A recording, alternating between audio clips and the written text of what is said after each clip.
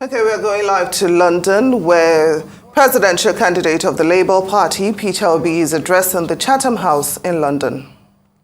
Dr. Ellis Vines and his team for the global impact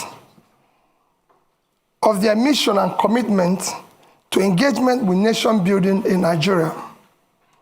In providing this global platform to interrogate the vision of those seeking to lead Nigeria at this time with clear existential threats, as I will discuss shortly, are pervasive across our dear country. This Chatham House event challenges us to a new thinking. We have an alarming insecurity that led to loss of many lives and properties, significant decline in food and economic output, immense trauma that has compromised the mental health of communities, and in some cases, identity pressures and disaffection with the Nigerian project. The economy is in crisis, with a troubling debt profile worsened by oil theft of proportion once hard to imagine. 2 economic recessions in 6 years, and lamentable power sector that have significantly constrained manufacturing and social life. The Nigerian state is captive to an elite gang-up and a rentier political economy that concentrated power in hands of those who came to power and influence mainly through their own contrivances and influence rather than affirmation of the people, and therefore do not have the incentive to serve the people. Even after exploiting the ethnic and religious cleavages, sentiments to ascend to political power, the very people on whose sentiments they grab power often become the primary victims of such political fraud that has rendered Nigeria a failing state with worsening leadership crisis. Consequently, Nigerian democracy had been on the wane, evident in Afrobarometer longitudinal tracking, which reveals low voter turnout. But this seems to have turned around dramatically last year, allowing independent National Electoral Commission to register over 12 million new voters, with many more complaining they wish to register, but unable to do so due to INEC deadline. What prompted this turnaround? We may ask. The reason for these very high stakes are lurking in the face of demographics, with our dominant population, the youth, frustrated and unhappy with the status quo and diminished opportunities in Nigeria in an age of globalization, when internet can easily reveal to them prosperous homes of those who live in a better led and governed countries.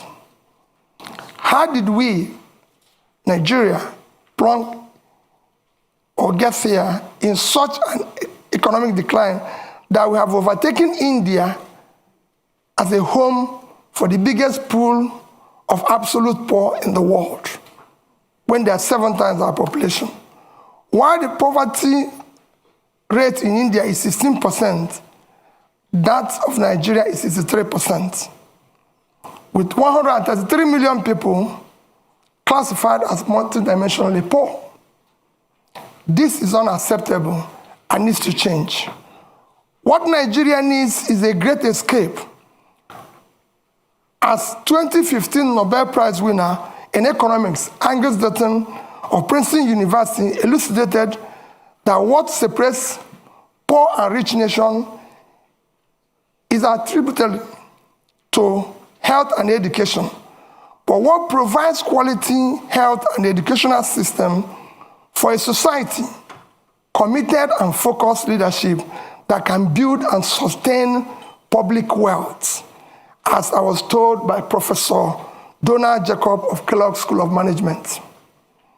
In many ways, this is the heart of my remarks today, which are deeply rooted in my upbringing, particularly my mother's counsel, that I live a life of positive impact and manage both personal and public resources most prudently for the sustainable, inclusive growth of development of the society. It is this principle that guided my stewardship as governor of Anambra State of Nigeria and led to our much commended performance with some prize awards to show for it. Some awards for outstanding accomplishments in key Millennium Development Goals, non-sustainable development goals. It is the same counsel and principle that is guiding and motivating me to offer to serve in a new Nigeria. The answer lies in leadership, institution, and demographics. The good news is that the demography is driving the change we're seeing in Africa. With election after election last year in Africa, in which establishment parties are being upturned by new and small parties. It is this change that my vision of policy change and institutional development is rooted in a push for a broadened scope of social mobility and freedom for Nigeria, particularly for the youths and women. Like the former British Prime Minister, Harold Macmillan, said, at the start of the independence decade, a wind of change is blowing across Africa. Today, that new wind of change sees the ballot box as being instrumental to changing of bad leadership. Senator Yusuf Dat Ahmed, my running mate, and I are committed to new politics that start with ethics of servant leaders and anchored on marriage of clean hearts and skillful hands. We know that unless we change the politics by changing the political leadership, we are stuck in this terrible state of underdevelopment and misery. We will build patriotically our institutions, particularly the ones directly responsible for implementing government policies, to make them fit for purpose. It is not to be doubted at the global scene that Nigeria is blessed with some of the most entrepreneurial youths in the world, in science, in business, in art and entertainment. We believe that what remains is the changing of leadership class from predicators to creators of value, from those whose wealth and power drive from the institution of the nation and its people to those who have demonstrated competence, character, capacity to invest in human development, create prosperity, and instill right values and ethical conduct deserving of servant leaders. Nigeria today is at a critical juncture, and the people led by the youths, brutalized by bad leadership, are awake and leading the movement to transform Nigerian politics and restart the engine of economic growth and social stability. We count ourselves honored to be trusted, especially by the youth, to lead this democratic revolution, and we are deeply pledged to do so with sincerity, accountability, and unquenchable love and desire for a better Nigeria. We are simply the symbol of Nigerian youth struggle to reverse this ugly trend that keep driving them into social anomia, despair, and rejection of their country. We are determined to do everything that needs to be done to rescue and lead our country to prosperity, freedom, security, and peace. We will use merit to assemble competent Nigerians from all sections of Nigeria to form effective government of national unity. At the heart of my goal here today is to look at our Labour Party's key policy plans and how they will drive up the quality of life of average Nigerian, dramatically reduce poverty, and return Nigeria to a place of strategic relevance in a world that needs a thriving and well-governed Nigeria, stabilizing the continent of Africa, making it high-value add for a planet impaired by environmental challenges, terrorism, and inequity. I also plan to speak on institutions and how the leadership we offer can facilitate the evolution of stronger institutions with the rule of law a key anchor to nation building in Nigeria. I have no doubt that the policy choice we favor and the strong institutions Labour Party will facilitate will move Nigeria from a country of rent seekers sharing oil receipts and consuming conspicuously to the one that produces based on vast factor endowments whose value chains can move us towards a high employment economy. We will turn our youth budget to a democratic dividend rather than today's harvest of time bomb of violence, insecurity from uneducated, unemployed, and marginalized youth. This forms the first and most important thrust of our government priorities, without which the rest will not be achieved, to secure Nigeria, end banditry and insurgents, and unite our dear nation to manage our diversity such that no one is left behind. The growing insecurity you see in Nigeria today is not because the enemy is formidable. It is not a lack of focused leadership, ineffective security government structure, and poor coordination from the center. All this needs to be addressed by first projecting strong leadership, signal that will allow both state and non-state actors to be mobilized around single vision. Then, by pursuing a robust reform of the security governance structure, coordinating mechanism that assures all levels of government, federal, state, local, with three-level policing are aligned with strong collaboration with partners from both private and development groups to provide required services and deliver results for every Nigerian. Once this is done, it is important to have a single, clear, coherent, consistent development process. It is important for institutions to be able to provide strong leadership, coordination, capability, partner and engage collaboratively with all relevant stakeholders in an environment that mutually reinforces values.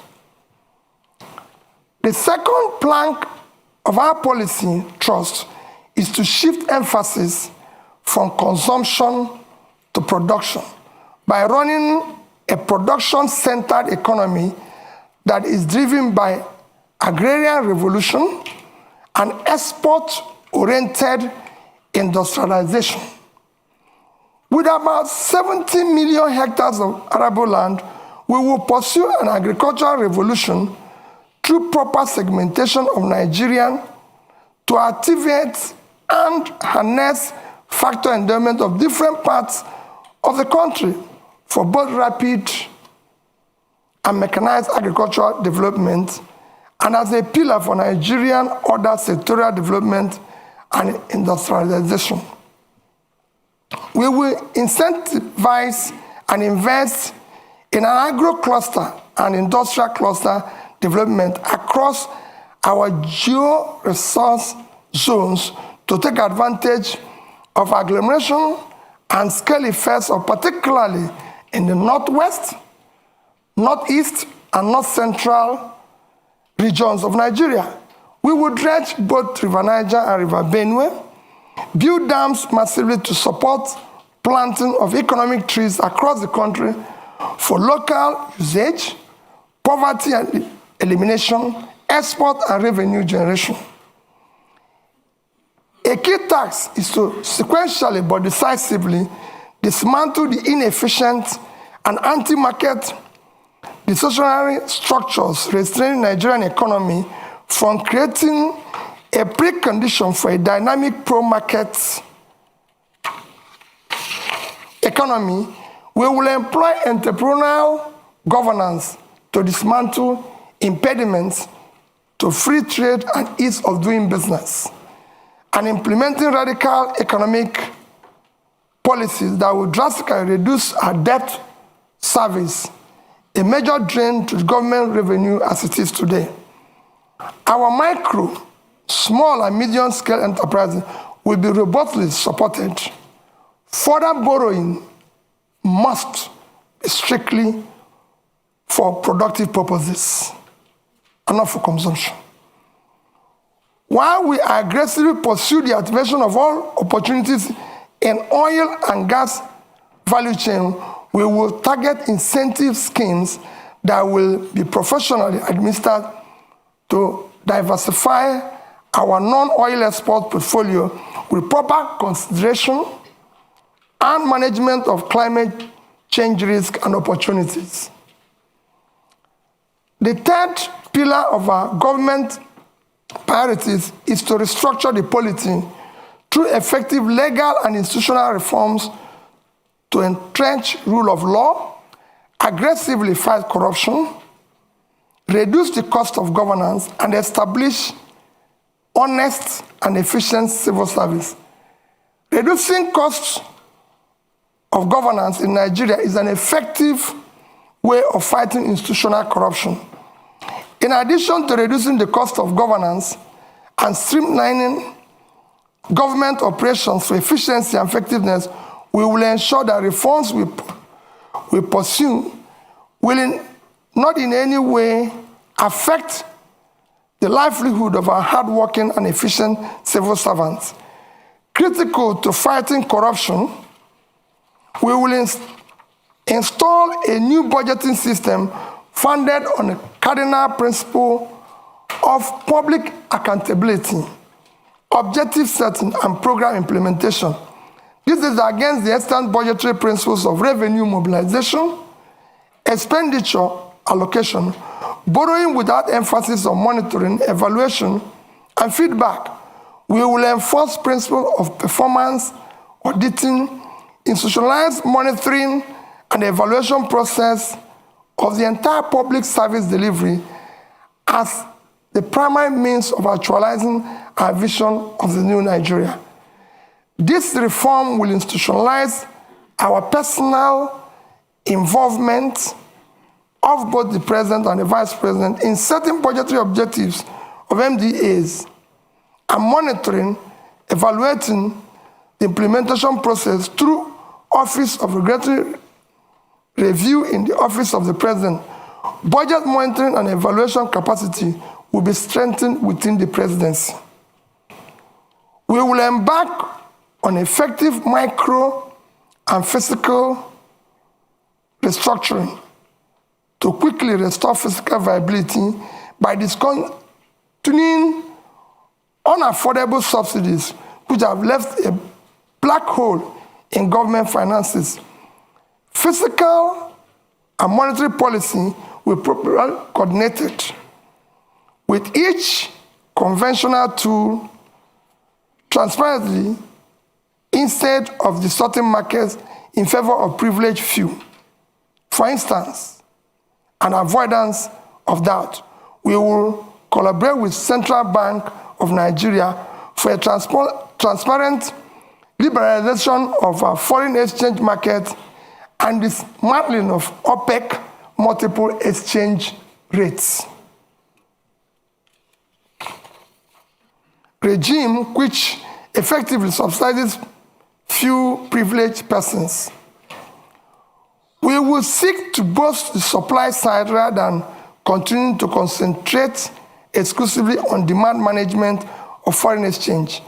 when unaffordable subsidies are removed, some carefully calibrated transfers will be used to cushion adverse impact on economically weak. If the competitiveness of the sector is to be enhanced, then we will do so via enactment of transparent and specifically target fiscal and trade policies designed to stimulate investment and growth. Revenue shortfalls and leakages such as oil theft will be dealt with decisively by holding persons in position of authority fully accountable. The fourth plank of our governance priorities is to leapfrog into the fourth industrial revolution through application of scientific technological innovation to create digital economy. Building on the gains of agriculture-led manufacturing and export, we will pursue development of knowledge and skills to leverage on the emerging disruptive digital technologies, automation, Internet of Things, artificial intelligence, robotics, virtual reality, blockchain technology, biotechnology, and data science, all of which are the heart of the fourth industrial revolution. The fifth plank of our government priorities is to build expansive infrastructure for efficient power supply, rail, road and air transportation, and pipeline network through integrated public-private partnership and entrepreneurial public sector governance. Our solution to the perennial power problem in Nigeria is comprehensive and is well covered in our manifesto. We will ensure that we deal with the issue of transmission, distribution. However, we will immediately complete the 2.3 billion Nigeria Siemens network improvement deal to achieve a stable 7,000 by the end of this year, 11,000 megawatts by 2024, and 25,000 megawatts by 2025. We will support local manufacturing capacities and power technologies and encourage and expand local R&D in universities, training centers, and workshops, through which many jobs will be created. Our sixth priority program is to enhance human capital development of our youth for productivity and global competitiveness through investment in education, in research, quality health, and entrepreneurial education. The World Bank Human Capital Development Index ranks Nigeria 168 over 173. To move Nigeria right to the top bracket of the index, we will pursue a Marshall Plan type program on education that incorporates compulsory technical and vocational skills, sports, entrepreneurship, programming, digital skills from primary to secondary school level. In line with this commitment to transform our educational sector, we will prioritize funding of this critical sector.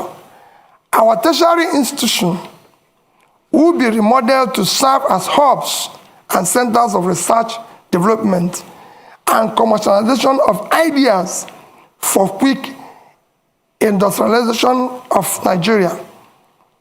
Finally, our seventh priority is to conduct an Afrocentric diplomacy that protects the rights of Nigerian citizens abroad, advances the economic interests of Nigerians and Nigerian businesses in a changing world.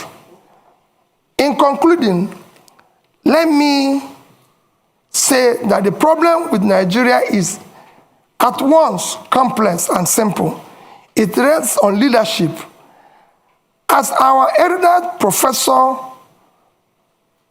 Chinua Achebe stated, the trouble with Nigeria is simply and squarely a failure of leadership. In Achebe's view, there's nothing basically wrong with Nigerian character. The Nigerian problem is the unwillingness or inability of its leaders to rise to the responsibility, to the challenge of leading in the front by example, which is the hallmark of true leadership.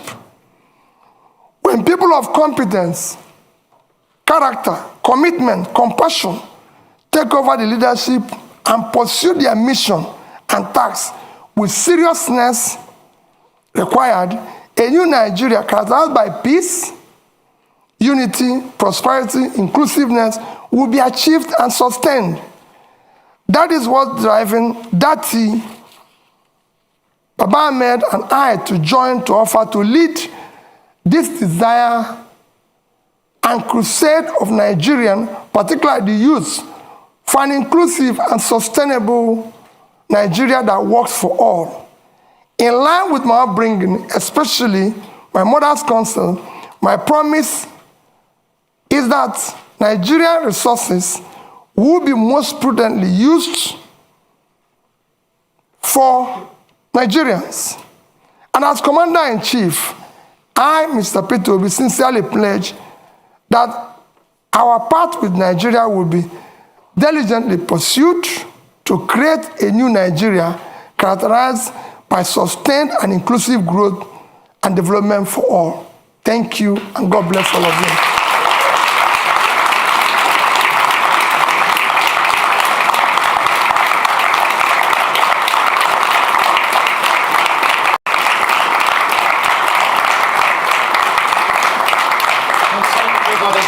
Thank you. Peter, I don't know if you want to sit for a moment while we take a few questions. We'll take them in threes, or you can stay there as you wish. Yeah.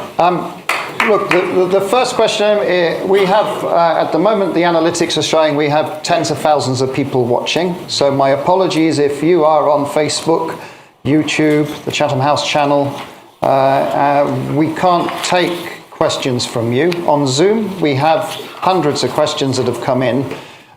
One question is from Baba Femi Adibola, who is asking the following question. Given the complexity of Nigeria's democracy and the Labour Party not projected to have the majority in the National Assembly, how would you work with legislators to ensure the radical reforms you are proposing come to light if you win the presidential election? So that's one question. Just hold that there. And I'm going to go right to the back of the room, right at the corner there, the gentleman right in the corner. Yes, so, yes, you. Please go ahead. Introduce yourself and one question, please. Thank you. All right, thank you. My name is Ajiboye Tsumishi from Huddersfield University. So my question is simple. The activities of the hip-hop in Nigeria is on alarming rate every day. And with all the policy, beautiful ideas that you've listed down, sir, without tackling security head on, they are impossible. So one of the allegations given to you is that you've not condemned the activities of the hip-hop. So, and the tackling of security. Can you sum up, please? Let me land. Tackling of security. Ladies and gentlemen, let's. Sorry, I'm a student. We are to line. Tackling of security. How will you tackle it, sir? Are you introducing? Yes. Please. Are you introducing state police, or are you strengthening the federal government security apparatus? Thank you. Thank you very much. I have another question that has come in, which I want to ask from our virtual audience, and it's from Vivian Ahekwezu, who's asking the following. Vivian is asking, for many years, Nigeria has underinvested in healthcare, What are your plans for achieving universal health coverage, where access to healthcare is a right rather than a privilege, as well as ensuring sustained funding for epidemic preparedness and response? We did have a similar question for Mr. Tinubu in the last session that we did. So there are 3 questions there for you, Peter, and then I'll come through the audience here. Please just be patient. First question is, how do you deal with the legislators, considering that Labour Party is probably not in control of the legislative arm of the government? Quite frankly, I have been through this as a governor. When I was elected and sworn in as the governor, I have 30 House members, not from my party. In fact, nobody from my party was involved. As long as you are pursuing what is right, everybody will go with you, because the legislator is insecure in his place. He knows that his people are without job, and that's what he wants. He wants development. What else is he elected to do? It becomes a problem when you are pursuing transactional policies which will benefit you, or you're engaging in nepotism where you have to. But if you address it by strictly following the Constitution, which spells out that the system is characterized by simply that we have diversity and all is included, and you do the right things, you don't need to worry about that. On the issue of IPOB, maybe you're not following me. Even yesterday, I spoke about Biafra being ended 53 years ago. It's all over the place in the space. I condemn all agitators, but in condemning them, you have to look at what brought about these agitations all over the place. It's not only IPOB. We have Yoruba Nation movement. We have all sorts. When you have created this level of massive poverty, where 63% of your population is poor, you're going to create all sorts of problems. I was speaking to a British minister this morning. I said we have about 40% unemployment.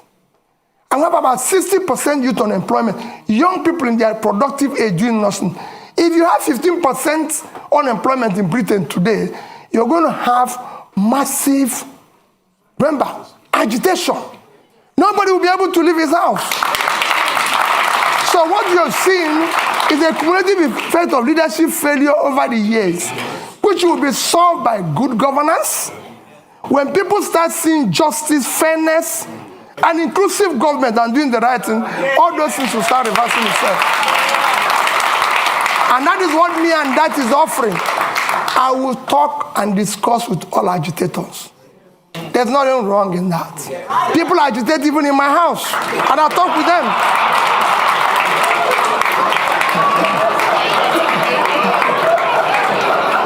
So I'll deal with everybody.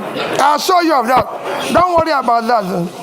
On the issue of health, yes, we have a problem with health. We have underinvested, and because our government have not prioritized our development agenda, everybody knows that the only measure of development that is recognized globally today is Human Development Index. And this is hanged on 3 items: life expectancy, which is health. And we are low in that. Nigerian life expectancy today is about 50-something, as against the global average of 72. So we're low. Same in education. So it's to prioritize that. I just gave somebody an example. In the past 5 years, from 2015 to 2021, Nigerian budget in health is under 2.5 trillion naira for 200 million people. It's unacceptable. Even this year, our budget for health is about 1.5 trillion. Our budget for education is about 2 trillion. 2 of them combined, annual budget is about 3.5 trillion. when your 6-month budget for subsidy, which is a criminalized, listen, if 3.6 trillion is unacceptable. You have to put money in key development areas, as Professor Johnson has just mentioned, that I read out here, that what separates country, rich and poor, is health and education. So it's clear. So we will deal with it. But he said, how do you cover it? Nations of our size have covered it. How did India, for 1.4 billion people, cover issue of health? How did Indonesia cover that? We have big nations that have done it well. If we don't know how to do it, we learn from them. There's nothing wrong in learning if you don't know how to do it. I'm going to take more questions. Now, there is someone who has such a strong arm. Their arm has been up for 15 minutes. Now, I'm not going to say that's criteria for taking question next time, but madam, you get the question. You have the strongest arm in the audience. Please introduce yourself. One question. Thank you so much. Good afternoon and welcome, sir. My name is Priscilla Winkbo, and I'm an independent broadcaster here in London. And sir, you spoke about your point number 5, which is to generate electricity and power in Nigeria. And you spoke about transmission, distribution, and generation. But I think it's fair to say that our problems with power goes beyond those 3 areas. And the main problem that I see here is this. We have a population, or part of the economy, shall we say, those who supply spare parts, the engineers, those who work within that sector, whether it's those that are selling generators, and we know that that issue is perhaps the biggest issue when it comes to our power generation. So my question here is this. How do you plan, number 1, and I'm going to take a risk here, to deal with the big boys, and how do you also plan to address that economy that will then no longer exist because you have generated power? Because I'm sure that they too will rise up against it. Thank you so much. Thank you very much. We did online have lots of questions about refining also, and so this is a key issue that people are asking question about. So the gentleman there, a bit further along. Yes, there, you, just there, yeah. Please go ahead, introduce yourself. Thank you very much. One question. Good to see you, Peter. Paul Arkwright. I was the British High Commissioner to Nigeria from 2015 to 2018, and it's good to see you in London, sir. Thank you very much for your talk. I've now moved into private business. I'm a consultant, and I'm advising companies and funds, investors, to look at Africa, to look at Nigeria, to consider investing there, and everyone agrees, I think, that FDI, foreign direct investment, is critical to the future of Nigeria. But they, at the moment, they're very cautious, and that's putting it diplomatically. When you become president, sir, could you tell me the sort of 3 things you would do in the first, let's say, 100 days, which would encourage, which would send the right signal to foreign investors to look again at Nigeria, not just look again at Nigeria, but to invest in Nigeria? Because as you know, I'm one of Nigeria's strongest supporters, and I think this is a country which is worth investing in. Thank you. Okay. And I will come back to this side. The gentleman just there. You, sir? Just there. No. Behind, sorry. You're the lucky one. One question, short, please. Give your name. Good evening. It's William Owomayi, the UK's young ambassador to the Commonwealth and a member of Chatham House. You've caught Nigeria by storm in recent months with your campaign and your vision to unify Nigeria, mobilizing young people all across the country. You mentioned debt a few times in your speech. Currently, the government is repaying debt to the central bank at an interest rate of 19.5%, which is extremely high. How do you plan to support the next generation? The government is paying? Repaying the central bank debt by 19.5%. interest rate. How do you plan to support the next generation by dealing with the debt repayment crisis? And also, how do you plan to deal with tackling financial transparency in Nigeria? The central bank hasn't released its balance sheet in about 3 years. Thank you. There you go, Peter. 3 questions. Let me start with my sister there. He talked about the big, what you're saying is about the big boys who are selling generators. Let me assure you what we've been campaigning on. Our campaign, you have heard them say we don't have structures. That is the structure we're trying to destroy. Structure of criminality. That is what I mentioned. That Nigeria is being held captive. That structure is structure that has impoverished Nigeria. We will dismantle it. It will not be there. I assure you of that. We're going to turn around the power sector. Nigeria generates about, today, 56,000 megawatts of electricity for 200 million people. And South Africa, the second biggest in terms of economy in the continent, 5 to 6,000, that's been 5 to 6,000, sorry. And South Africa, the second biggest economy, 60 million people, generates about 40 to 50,000. And South Africa, in the past 3 months, have declared emergency in power and said anybody can generate up to 100 megawatts without license. So somebody who is 60 million, generating about over 40,000, declared emergency. What do you think somebody with 2 million people generating 5 to 6,000 will do? War. I'm going to declare war on power, and I'll solve it. Anybody who stands on the way, so be it. Bringing back foreign investor is very simple, Paul. Foreign investor is like bee and honey. All you need is to create honey. The way bee will find the place is very simple. Foreign capital is scared of corruption. Is scared of bad policies. Is scared of where there's no rule of law. You need to put a regulatory environment that makes it conducive. You need to secure it. That is at the heart of what Dati and I are offering. We will build that intangible assets of securing the country, making sure that we govern to rule of law. We will fight corruption.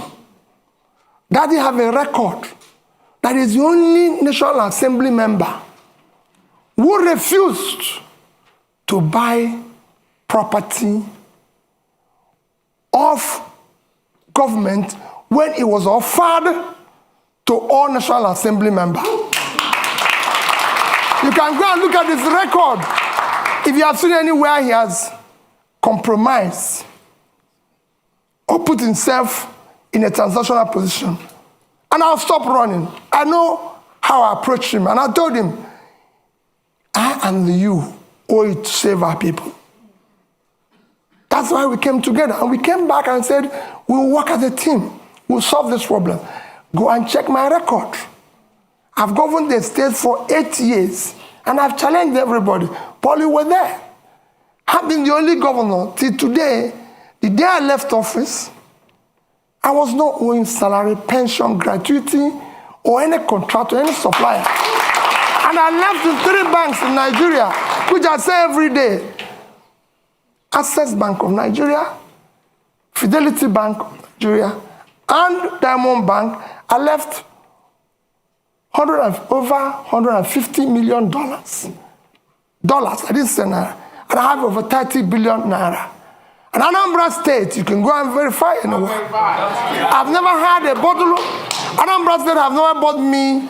There's no land allocated directly or indirectly by me, and I signed over several thousands of C of O Anambra has never bought me a bottle of water since I left office. So you can go. We will fight and stop corruption. The first thing about stopping corruption is yourself. If you're not involved, your wife is not involved, your family is not involved, those around you are not involved, you reduce it by over 50%. And that's what I'm going to do. And I'm sure, Paul, you know that. We are committed. We can't disappoint these youths. We must build a new Nigeria. And we'll deal with that. Investors will come back. Those who left, even the young people who are today living, they'll come back. We want to bring them back. Nigerians are prepared to come back if they can find that they have a country to go back to. This green passport, people must be proud to use it.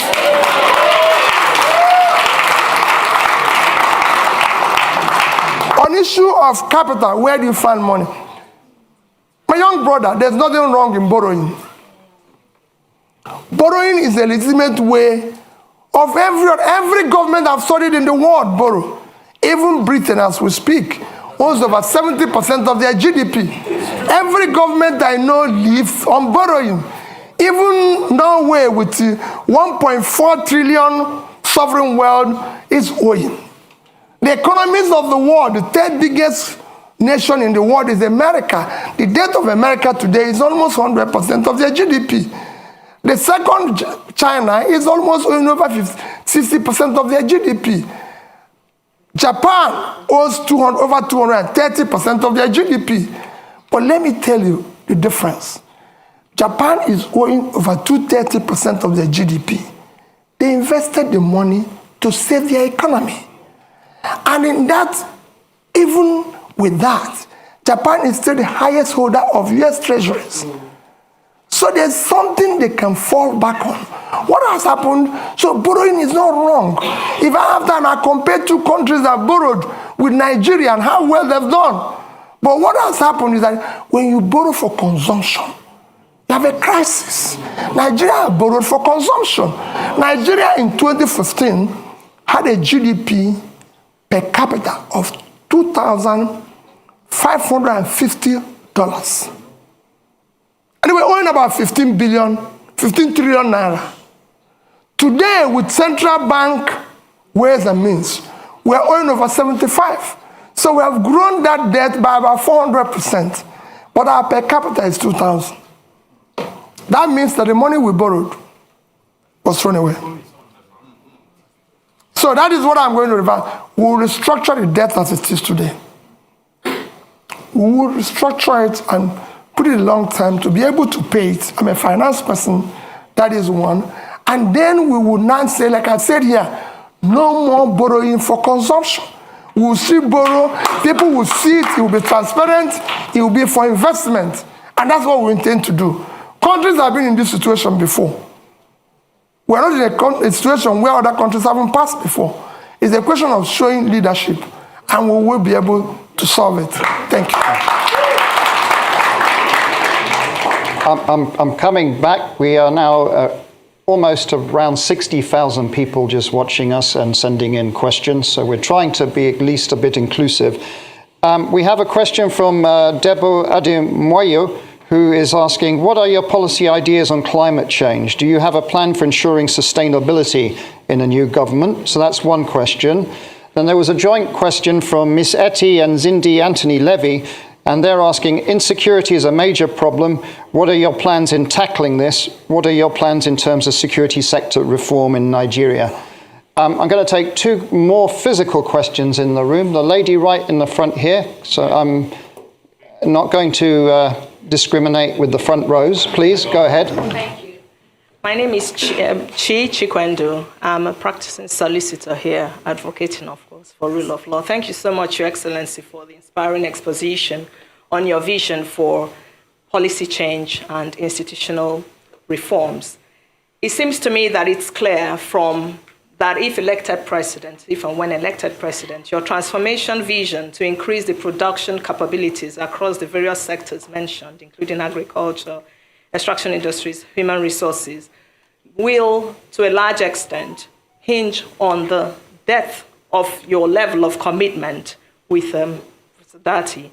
and ownership to implement the proposed policy changes and institutional reforms. However, there is no doubt in my mind that Your Excellency is well aware of the prevailing fundamental challenges to those reforms, including clientele patronage, political capture, and the institutionalized corruption that you mentioned. So the question is, how do you intend to navigate these challenges differently from the efforts of previous administrations, particularly with a view to modifying the behaviors of the key players in support of achieving those anticipated outcomes?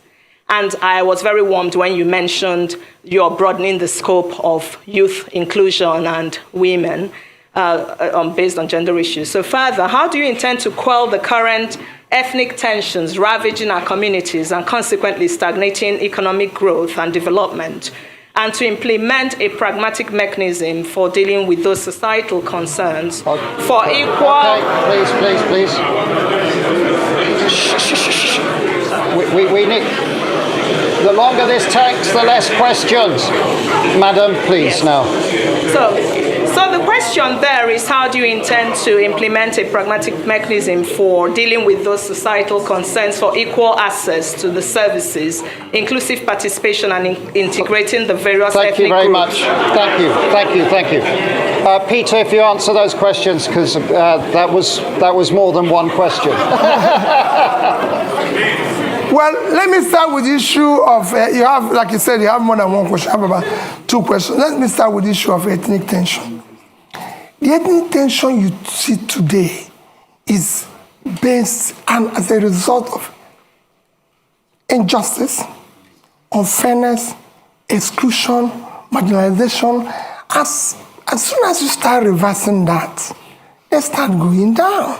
That is what I said to young men about agitation. As long as you start doing the right things, as long as you start building an inclusive society where people's talent, hard work will match up their opportunity, you start seeing those things go down. There's tension, even in the Western world here. I live here when the blacks feel excluded. But as the more the government opens up and tolerates and builds an inclusive, transparent, more broad-based, acceptable, they will come down. And we will show, I've said before, we will show compassion. We will show love. Because there's nothing, you're a leader. Don't go away when Bayelsa is under the water. Don't leave Jigawa to die. Don't say, oh, I cannot go to Southern Kaduna because there's a problem. We will show compassion. We will lead from the front. We're not going to walk away. And for me, Borno is part of Nigeria. I don't want to say people, oh, the region is insecure. Nigeria is insecure. Like I told the IDP people in Christmas, I spent my IDP with IDP people in Makurdi in Christmas. And in New Year was another IDP camp in Abuja. And I said to them, as long as Nigerians are in IDP, all of us are in IDP. I will not allow, and I know that you will not allow it, for any Nigerian to remain in IDP while we're sleeping in our mansions. Never. They must go back. On issue of challenges and dealing with them, the challenges you foresee, I've dealt with such challenges at the Anambra level. And I'll show you the same challenges. We're not going to, as long as you're not involved in this transnational governance, you can deal with anybody. And we're not going to compromise. We have an issue, I said, we're at an existential threat that we don't need to. There's nobody, there's no sacred cow. You either be a Nigerian or you can find another country. We have a country with the rule of law. It will be the same level playing field for everybody. I want to solve the problem. For example, I said it without equivocation. I must pull out the poverty that is devastating the north. The vast land in the north is far more in terms of assets and source of revenue generation and exports for Nigeria than the oil. It's very simple. And I give you an example of one state that I use every day. Niger State is 76,000 square kilometers. Precisely 76.3 thousand square kilometers of land. 7 local governments in that state is under control of bandits. I've tried to interview them because they have no job. They have nothing and everything. Niger State is 2.5 times the size of Netherlands. And Netherlands agricultural export last year was $120 billion. Why can't Niger State do 5% of that? They have arable land. And all they get from the revenue, from the sharing, which is the consumption, is less than 50 billion naira. When they have minus their debts and everything. If they earn 6% or 5% of that, it's $6 billion. At 650, it's about 4 trillion. 80 times what they get from here. We will change it. Somebody talked about tackling insecurity. I've said it extensively. It is our first commitment to first secure Nigeria. Securing Nigeria is not impossible. I secured Anambra State as governor. And it won't be different. I've said we will deal and talk with those we will win, we will talk with those who are winnable. It will be carrot and stick. And those who don't, we will deal with them. We're not going to shy away. Nigeria must be secured. It's a country. Every country must be secured. But we are not going to walk away from the problem. We'll deal with it. We have our armies and military used to secure Africa. So this is time to go back and resonate that spirit in which they used to secure Africa to secure Nigeria. And we will deal with it. On climate change, I've always said we'll follow the protocol. And I did mention here about issue of things like planting trees, issues of dredging. These are some of the climate change issues because as you see today, we have a situation where there's flooding in Nigeria because we've not dredged River Niger, River Benue and everything. And I said it consistently. This is not difficult. We've awarded contracts for it in the past. Today, every Egyptian will tell you, no Nile, no Egypt. They have used it to improve the water transportation, which dredging this one will do. And that's along fighting climate change. They've used it for other means, which we will use the same River Niger and River Benue to do. River Niger and River Benue combined is, River Niger is 4,200 kilometers long. River Nile is 1,400. River Benue is 1,400 long. So two of them are 5,600. Nile is 6,650. If Egypt, an African country, can dredge, maintain River Nile, Nigeria is big enough to deal with this, and we'll deal with it. And I assure you, you'll see the difference. It will be clear. Other protocols of climate change will follow it. Where we find difficult, we'll negotiate and talk with other involved in that. We are signatory to it, and it's devastating the world today. So we must follow the protocol. Thank you. The clock is ticking. We're on borrowed time now, but we are going over, as I said. So there's right at the front here, there's a gentleman there. I'm going to take 3 questions, and then I think the clock is going to have had its say. Short and sharp, please. Go ahead. I'll keep it short. Hi, good afternoon. My name's Alexis Akwajiram. I'm the managing editor of Semaphore Africa. My question is, if you become the next president, would you seek to keep the current central bank governor or replace him? And please explain your answer. So, the gentleman in the middle there. Please. Go ahead. Good afternoon, and thank you for your remarks. My name is Chibuikem Ugongadi. I'm his master's student at King's College London, and it's funny, actually, my question is related to him. Given the debacle at the central bank currently and their conduct over the past 8 years, what is your view on central bank independence as a tool to improve economic growth? And how will you what will you do about the leadership at the central bank when you become president in order to make sure that their principles are in line with yours on monetary policy? Thank you very much. The lady over there. Yes, madam, you. Yes, but sharp, please. There's a microphone just here. It's next to you. Just there, please. Aha. Okay, Your Excellency, good afternoon. So my question here is this. You talked about restructuring. As you're aware, Nigeria can barely service its external debt. Nigeria can barely service its external debt.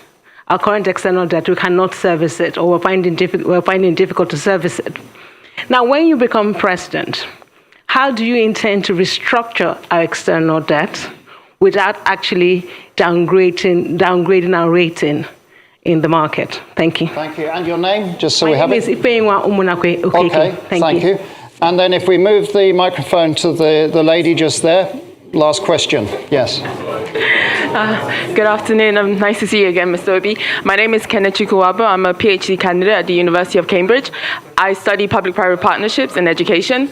I read your manifesto, and it seems PPPs are taking a central stage in education sector. So I wanted to ask, what is your rationale for involving private actors in public education, and what governance structures would you put in place to ensure the accountability of these actors in a sensitive sector such as education? Thank you. Thank you very much. My apologies. We've run out of time now. I'm watching the clock.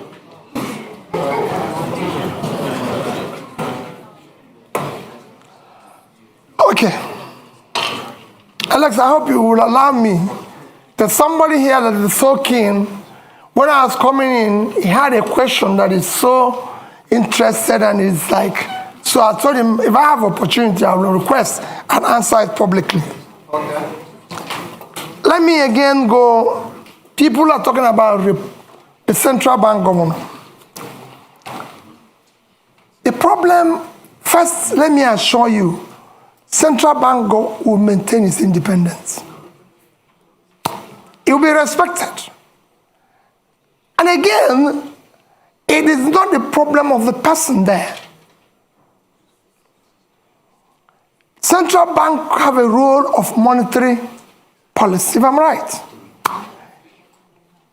Then you have this physical space. It's like a street football. When the person who is supposed to be in the physical space is no longer, it's like you go to a football match and somebody who is supposed to play in a particular wing is no longer there. You find people playing various wings. The weakness of the physical space allows the monetary space to take over, and in supporting, because there's a weak governance structure, that is why we're able to do what we're doing. What is happening today is happening. So if you're replacing Godwin and putting somebody with that level of physical rascality, which is what is fueling our inflation and even our rate of exchange today, these are some of the things you need to cut. As long as the government continues on that fiscal rascality, that situation will occur. That's what you need to fix. I won't say what will happen. His term is actually coming to an end, so it won't be too long. So that's that. I assure you that we'll deal with that. You asked about PPP in education. I said you're in Cambridge. Is Cambridge run by British government? Now, I just want to know, because I don't know. When we're talking about PPP in education, we're talking about tertiary education. We're not talking about basic education. We will ensure that basic education is free, and we will drive it aggressive because we have 20 million out of school children in the north, which I've said we will deal with decisively, because those children mostly have learned Quran, which means they're intelligent. We'll meet them at the point of learning Quran and teach them skill. But the tertiary education, we must find a way to fund it in a collaborative way, public partnership, in order to be able to ensure that 4 years will be 4 years, not what is happening today. That's what we mean by that. And it will be, you'll see, it's a win-win situation. That's it. No, not the basic. It won't be the basic. Then, issue of barely servicing our debts. We're not, I've said it before, we're not the only country that have gone through this. Once we move from consumption to production, what we're going to do first is that what you see today, we're inability to service our debts, is because of fiscal rascality. You're paying unsustainable subsidy, which will be stopped from day one, because it's criminal thing. You're no longer generating money because they're stealing oil. And the only people who can steal oil are people in government, because ordinary people cannot steal oil. You can't put it in your pocket. It's something that you come with sheep. So all those, and you stop corruption, the waste, everything. And you go to seek to ensure that the revenues of government are properly collected. These are things, when you have tightened all the leakages and wastes, you'll be able to increase your position and you negotiate and be able to service them. Look at it, just to give you an example. Nigeria is today the only OPEC nation, apart from Venezuela, because of sanction, that is not meeting up its quota. Because over the years of oil theft, the multinationals and everything have not been investing, coupled with the theft and everything. You're not realizing what you're supposed to. Every other nation that is in the same condition was able to bring down their rates and inflation within this period of Ukraine war. I'm not saying it's good to wait for war to be able to get more revenue, but people are taking advantage of it, because it's there. And you can't run away from it. But we couldn't take that advantage. Our situation got worse because of poor management of our own physical space, which will change without an eye. And finally, like I said, somebody kept telling me that issue that people have been saying that if I become president, that there's issue of being, how do I say, what word do they use? Stingy. Pat knew the question of stingy. How are you going to manage? Because they said you'll be stingy and everything. And let me say it publicly that people don't know what it is all about. At the heart of poverty is capital formation. And you can't go about capital formation without savings. Even in the most developed world, which is why I said that Japan holds highest amount of US treasury. If you listen or you go and read about what Professor Ragnar Nask done in the 50s, it showed it clearly. Capital formation is the heart of poverty. Without capital formation, you have low productivity, low income, and you produce poverty all over the place. What I was doing as governor, I was the best governor in Millennium Development Goals by the UNDP. You can go and check that. It's there. I I won a prize for the best road network. I won the Gay Prize back to back on health. You can go and see what I did in health. Build scratch, teaching hospitals and everything. Improved #1 in education. And above all, I was able to save because I believe in future generation. If you look at that savings, I said future generation funding because we want to have proper capital formation to drive tomorrow. If I have opportunity in Nigeria, no matter what we do, we'll do the same thing. We must save for tomorrow. Because that's how you form capital to turn around tomorrow. So as the end, I appeal to all of you. There's nothing more powerful than an idea whose time have come. Victor Hugo. The time today is to have competent leadership with character, commitment and compassion. And that's what Nigeria is yearning for. That's what Dati and I are offering you. Let's have opportunity to build a better Nigeria. Thank you.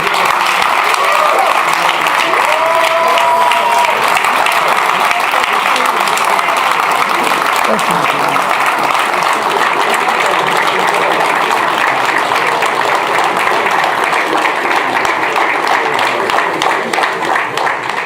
A couple of announcements. First of all, INEC Chair speaking here tomorrow, same time, 1 o'clock. You're welcome. It's also going to be live streamed. NNPP presidential candidate Wednesday, same time. And finally, again, just to thank Peter Obi for coming to Chatham House. And good luck in your campaign. And please, if you can just remain seated or on the side while Peter Obi leaves. Thank you very much and have a good night.